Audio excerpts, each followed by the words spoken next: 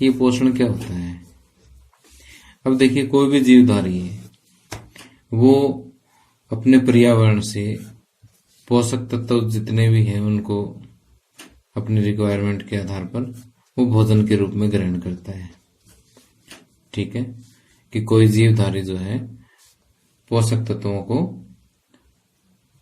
भोजन के रूप में अंतः ग्रहण करता है। पहले तो भोजन अंदर लेकर के जाता है, फिर इस भोजन का अवशोषण करता है और फिर उस भोजन का जो है शरीर के अनुरक्षण में, उसको शरीर को मेंटेन रखने में, उसको बनाए रखने में जो है उसका उपयोग करता है। ये जो सारा प्रोसेस है, ये सारी प्रक्रिया है, ये क्या कहलाती है, पोषण कहलाती है। क्या क्या आता है इसमें कि भोजन का अंतःग्रहण, भोजन को अंदर ले जाना और फिर उसको पचाना, पचे हुए भोजन का अवशोषण करना और उसको शरीर को मेंटेन रखने में उपयोग करना, जो है सब कुछ क्या कहलाता है, पोषण कहलाता है। तो आप यहाँ पर स्क्रीन पर देख भी सकते हैं कि वह प्रक्रम जिसमें जीवधारी अपने पर्यावरण से पोषकों का अंतःग्रहण करता है, पचे हुए भोजन का अवशोषण और शरीर द्वारा अनुरक्षण के लिए उसका उपयोग करता है, तो या शरीर के अनुरक्षण के लिए उसका प्रयोग करता है, उसे हम क्या कहते हैं, पोषण कहते हैं। और पोषण जो है उसकी दो विधियां हैं। एक तो स्वपोषी पोषण, जिसको ऑटोट्रोपिक न्यूट्रिशन बोलते हैं, और दूसरा परपोषी या विषमपोषी। इसके दो नाम हैं, परपोषी पोषण और विषमपोषी पोषण, दोनों का एक ही मीनिंग है। तो इसको हेटेरोट्रोपिक न्यूट्रिशन के नाम से हम जानते हैं। तो यहाँ पर देखिए कि मैंने पोषण की दो विधियां बताई है, कौन कौन सी, एक तो स्वपोषी पोषण और दूसरी परपोषी पोषण। तो अब यहाँ पर देखिए कि स्वपोषी पोषण क्या होते हैं, कि ये पोषण का वो तरीका है जिसमें जीव क्या करता है कि अपने आसपास जो वातावरण में उपस्थित जो सरल अजैव पदार्थ हैं, जैसे कार्बन डाइऑक्साइड है, पानी है, सूर्य का प्रकाश है, इन सभी से अपना भोजन खुद ही तैयार कर लेता है। ठीक, जैसे हरे पौधे करते हैं। कि पोषण का वो तरीका जिसमें जीव अपने आसपास के वातावरण में उपस्थित सरल अजैव, यानी जिसमें लाइफ ना हो, निर्जीव पदार्थ हो, उन पदार्थों से अपना भोजन खुद ही तैयार कर ले, स्वयं तैयार कर ले, ऐसा पोषण जो है क्या कहलाता है, स्वपोषी पोषण। ओके, तो स्वपोषी पोषण किस में होता है, हरे पौधों में होता है। ये इसका एक उदाहरण है। अब देखिए दूसरा है विषमपोषी पोषण। तो विषमपोषी पोषण में क्या होता है कि इसमें जीव अपना भोजन खुद नहीं बना सकता, जैसे पौधे बनाते हैं ना, इस तरह से जो है जीव खुद अपना भोजन तैयार नहीं कर सकता, जबकि भोजन के लिए अन्य जीवों पर निर्भर रहता है। जैसे मानव अपना भोजन जो है सीधा कार्बन डाइऑक्साइड, वाटर या सूर्य के प्रकाश से नहीं बना पाएगा। अपने भोजन के लिए किस पे डिपेंड रहेगा, या तो पौधों पे डिपेंड रहेगा या फिर अन्य जीवों पर डिपेंड रहेगा। अब आगे हम देखते हैं कि स्वपोषी पोषण के अंतर्गत, यानी ऑटोट्रोपिक न्यूट्रिशन के अंतर्गत पौधे अपना भोजन जो है किस तरह से बनाते हैं। पौधों के अंदर एक विशेष अभिक्रिया होती है जिसको हम प्रकाश संश्लेषण कहते हैं। तो उसी अभिक्रिया के दौरान जो है पौधे अपना भोजन तैयार करते हैं। और आज के इस लेक्चर में हम प्रकाश संश्लेषण के बारे में ही डिटेल से पढ़ेंगे कि प्रकाश संश्लेषण क्या होती है, इनको प्रकाश संश्लेषण के दौरान कौन कौन सी सामग्री ऐसी होती है जिनकी हमें जरूरत पड़ती है, क्या प्रकाश संश्लेषण एक ही स्टेप में हो जाती है, कई स्टेप्स में होती है, या सारे स्टेप जो है वो किस तरह से जो है क्या कहते हैं उसको बारी बारी से होते हैं या लगातार एकदम से हो जाते हैं। तो हम इन विषयों पर हम चर्चा करेंगे।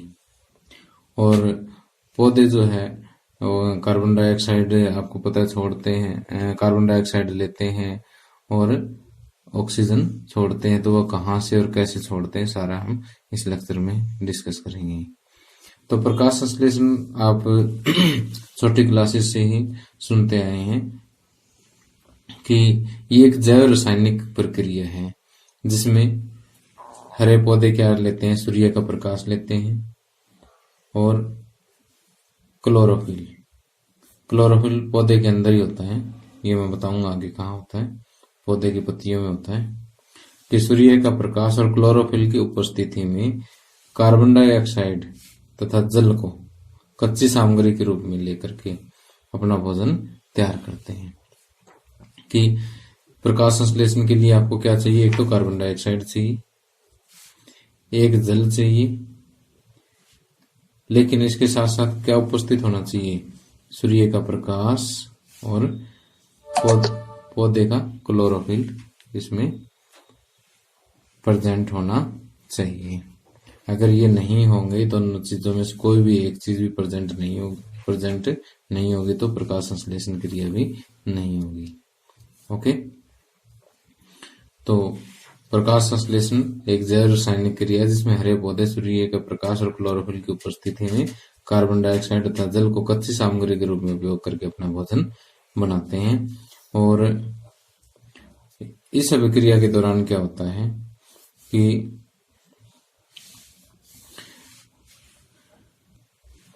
ऑक्सीजन गैस जो है वो निकलती है और ये एकमात्र ऐसी प्रक्रिया है जिसमें जो सौर ऊर्जा जो है वो रासायनिक ऊर्जा में बदल जाती है।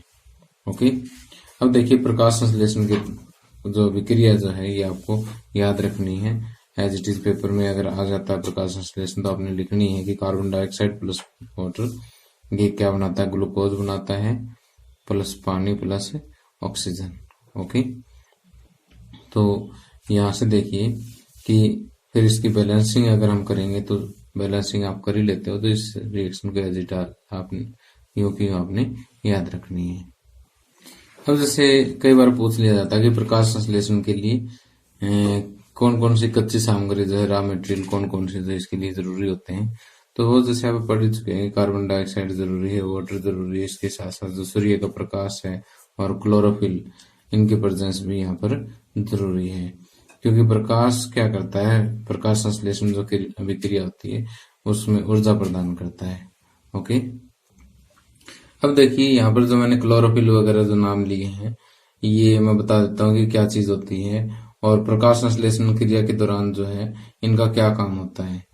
तो क्लोरोफिल, अगर आप किसी पौधे की पत्ती को इस तरह से कट करके, मान लिया पौधे की पत्ती है, इसको आप इस तरह से कट करके और इसका जो अनुप्रस्थ काट है यानी इसका जो आगे वाला जो हिस्सा जो आपने काटा है उसको अगर आप माइक्रोस्कोप से देखोगे, सूक्ष्मदर्शी से देखोगे ना, तो आपको इस तरह से ग्रीन छोटे छोटे पॉइंट्स दिखेंगे। वास्तव में ये जो पॉइंट है ये क्या है, क्लोरोप्लास्ट है, हरित लवक है ये। और इसी क्लोरोप्लास्ट के अंदर ही क्या होता है, क्लोरोफिल होता है। ठीक, जिसके कारण इस पौधे की जो पत्तियां जो होती है उसका रंग हरा होता है, किसके कारण, क्लोरोफिल के कारण। तो ये क्लोरोफिल किस में होता है, क्लोरोप्लास्ट के अंदर होता है। तो यहाँ पर थोड़ा सा मिसप्रिंट था, मैंने काट दिया इसको। एक बार फिर से देखिए कि मैंने क्या बताया था कि अगर हम पौधे की पत्तियों को इस तरह से काट करके फिर उसको सूक्ष्मदर्शी से देखें तो इसके अंदर जैसे ग्रीन से आपको स्पॉट दिखाई देंगे, ग्रीन से पॉइंट्स दिखाई देंगे और वो पॉइंट क्या है, क्लोरोप्लास्ट या हरित लवक होता है। और उसी हरित लवक के अंदर क्या होता है, क्लोरोफिल होता है। और इसी क्लोरोफिल के कारण पौधे का रंग क्या होता है, हरा होता है। और ये क्लोरोफिल क्या करता है, प्रकाश को सोख लेता है, किसके प्रकाश को, सूर्य के प्रकाश को। अब देखिए आगे सूर्य का प्रकाश जैसे आप यहाँ पढ़ चुके हैं कि क्लोरोफिल द्वारा अवशोषित होता है। उसके बाद बच जाता है कार्बन डाइऑक्साइड और जल। अब क्लोरोप्लास्ट में क्या होता है, कार्बन डाइऑक्साइड और जल मिल करके बहुत सारे एंजाइम वहां मिल जाते हैं इनको। तो उन एंजाइमों के हेल्प से क्या होता है कि कार्बन डाइऑक्साइड और जल दोनों मिल करके उस एंजाइमों की सहायता से किस में चेंज हो जाते हैं, शर्करा में चेंज हो जाते हैं, शुगर में चेंज हो जाते हैं। और वो शर्करा बाद में क्या बन जाती है, स्टार्च बन जाती है। ठीक, और इसी दौरान जो ऑक्सीजन निकलती है वो इस पत्ती के पीछे ना छोटे छोटे छिद्र होते हैं जिसको हम रंध्र बोलते हैं। ठीक है, उनमें से जो ऑक्सीजन जो है वो बाहर निकल जाती है। ओके, अब यदि मोटे तौर पे देखें ना तो प्रकाश संश्लेषण के दौरान जो 3 घटनाएं मुख्य रूप से होती है। पहली तो क्या है, क्लोरोफिल द्वारा प्रकाश ऊर्जा को अवशोषित करना। उसके बाद जो प्रकाश ऊर्जा अवशोषित हुई है वो रासायनिक ऊर्जा में बदल जाती है। और जल का जो अणु है, जल में आपको पता है क्या होता है, H2O होता है। इसकी हाइड्रोजन और ऑक्सीजन अलग अलग हो जाती है, यानी जल के अणुओं का हाइड्रोजन और ऑक्सीजन में अपघटन हो जाता है। उसके बाद जो कार्बन डाइऑक्साइड है वो कार्बोहाइड्रेट्स में बदल जाते हैं, यानी उनका अपचयन हो जाता है। कार्बन डाइऑक्साइड का अपचयन होकर के किस में बदल जाते हैं, कार्बोहाइड्रेट्स में बदल जाते हैं। 3 मेन जो है स्टेप इसके अंदर होते हैं। 3 प्रमुख घटनाएं जो है प्रकाश संश्लेषण के दौरान होती है कि प्रकाश का अवशोषण होता है, फिर पानी जो है हाइड्रोजन और ऑक्सीजन के अंदर टूटता है, क्योंकि किसकी हेल्प से, जो प्रकाश ऊर्जा है ये रासायनिक ऊर्जा में स्थानांतरित होगी। ठीक, अब देखिए यहाँ 3 मेन काम होते हैं। कौन कौन से बताए मैंने, कि क्लोरोफिल जो प्रकाश ऊर्जा को अवशोषित करता है, फिर प्रकाश ऊर्जा रासायनिक ऊर्जा में बदल जाती है, और उसके बाद जो है जल के जो अणु है वो हाइड्रोजन और ऑक्सीजन में चेंज हो जाते हैं। उसके बाद कार्बन डाइऑक्साइड का अपचयन होता है और वो कार्बोहाइड्रेट्स में बदल जाती है। अब यहाँ एक बात नोट करने वाली है कि कोई जरूरी नहीं है कि जैसे मान लिया एक स्टेप हो गया उसके तुरंत बाद दूसरा स्टेप उसी टाइम होना जरूरी है, ऐसा कोई जरूरी नहीं है। कि जैसे मरुदित पौधे जो है विशेष टाइप के पौधे होते हैं, ये मरुस्थल वगैरह में पाए जाते हैं। ये क्या होता है कि जैसे रात के टाइम कार्बन डाइऑक्साइड ले लेते हैं और एक इंटरमीडिएट प्रोडक्ट बनाते हैं, एक मध्यस्थ उत्पाद बना लेते हैं।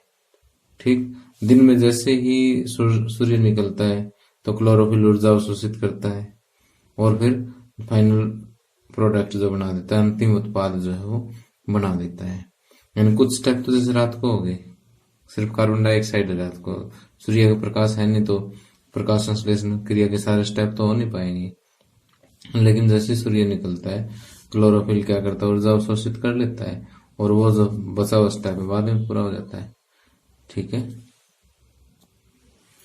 अब देखिए कि कई बार ये प्रश्न पूछा जाता है कि पौधे कार्बन डाइऑक्साइड कैसे प्राप्त कर लेते हैं। तो जैसे मैंने एक बार पहले जिक्र किया था कि जो पौधे की पत्ती जो होती है उसका अगर आप पिछला हिस्सा देखोगे तो उसमें क्या होता है कि अगर सूक्ष्मदर्शी से अगर आप इसको देखोगे तो इसमें छोटे छोटे छिद्र होते हैं और इन छिद्रों के थ्रू जो है अधिकतर जो गैसों का आदान प्रदान इन्हीं के थ्रू होता है। इसके अलावा कुछ और टाइप के छिद्र भी होते हैं, मैं जस्ट आगे इसके तुरंत बाद में बताऊंगा 2 लाइन में। लेकिन मेन जो जिक्र हम करते हैं यहाँ पर इन्हीं रंध्रों का करते हैं कि पौधे की पत्ती की सतह पर सूक्ष्म छिद्र होते हैं और उनको हम क्या कहते हैं, रंध्र कहते हैं। और इन्हीं छिद्रों की हेल्प से ही क्या होता है कि अधिकतर गैसों का आदान प्रदान, कहने का मतलब ऑक्सीजन बाहर निकलना, कार्बन डाइऑक्साइड अंदर जाना जो है लगभग इन्हीं छिद्रों के थ्रू होता है। और इसके अलावा जो है पानी भी यहाँ से जो है छिद्रों में से काफी ज्यादा निकलता है। अब प्रकाश संश्लेषण के दौरान जब कार्बन डाइऑक्साइड की इसको जरूरत नहीं होती ना, तब ये छिद्र बंद हो जाते हैं अपने आप।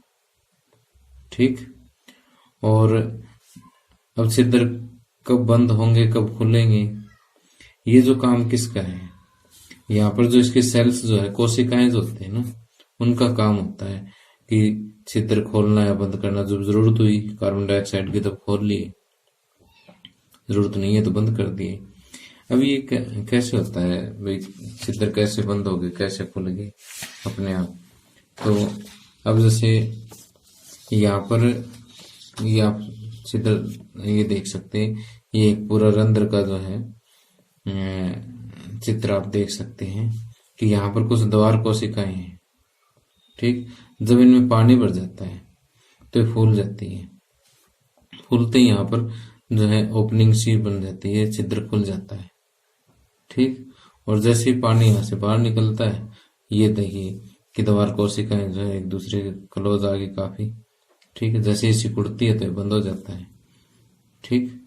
तो इस तरह से द्वार कोशिकाओं के हेल्प से जो है ये छिद्र जो है खुलते रहते हैं, बंद भी हो जाते हैं। ओके। अब देखिए उसके बाद आता है कि वात रंध्र या लेंटिसेल क्या होते हैं। कि जैसे जो काम रंध्र करते हैं, पौधों की पत्तियों के जो छिद्र करते हैं, वही काम जो है वात रंध्र का होता है। ये तनों और जड़ों की बाह्य जो त्वचा होती है उसमें कुछ सूक्ष्म छिद्र होते हैं। ठीक है। और इन छिद्रों को हम क्या कहते हैं, वात रंध्र या लेंटिसेल बोलते हैं। और इनकी कोशिकाओं के बीच में जो है पर्याप्त जगह होती है, अंतरकोशिकीय स्थान बोलते हैं उसको। ठीक है। और जिसके द्वारा जो है पर्यावरण की जो गैसें होती हैं वो उन गैसों का विनिमय यानी आदान प्रदान जो है इनके थ्रू भी कुछ हद तक हो जाता है। ठीक है। लेकिन ज्यादातर जो गैस का विनिमय जो होता है, गैसों का विनिमय जो होता है, आदान प्रदान जो होता है वो रंध्र के थ्रू ही होता है। ठीक है। जो पौधे की पत्तियों के पीछे जो छिद्र होते हैं उनके थ्रू ही होता है। तो प्यारे बच्चों, इस टॉपिक में बस इतना ही। अगले टॉपिक में मैं आपको जो है विषम पोषी पोषण के बारे में जो है डिटेल से बताऊंगा। Thank you. Have a nice day.